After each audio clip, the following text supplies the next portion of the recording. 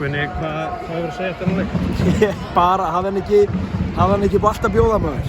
Þannig að hérna, þú veist, bara frábær skemmtun, flott auglýsing fyrir kvennaboltann á Íslandi og 2 frábær lið að spila og mætast og það hefði getað dottið sikkur megin og datt blika megin í dag og ég óska þeim bara einlega til hamingju. Það endar á sláin út og rangstumar. Já, ég held að við hefum skorað maður. Ég var alltaf búinn að hlaupa upp í stúku, en þetta eins og það er. Hvernig var að upplifa þennan dag bara? Bara stórkostlegt maður og stuðningurinn sem við F-fáingar fengum í dag algjörlega magnaður og ég er bara meir stoltur að vera F-fáingur. Það er súrt að tapa og alltaf getið byggt á bara þessum degi og upplifuninni? Já, klálega, en þeir eru bara að njóta. Þetta hefur búin að vera frábær dagur fyrir F-fá og hérna bara skemmt, gaman. Auðvitað súrt og svegt en því að tapa, en vonandi eitthvað sem við getum vanist að komast á þennan leikbók. Hvað vil ég gera núna í framhaldinu?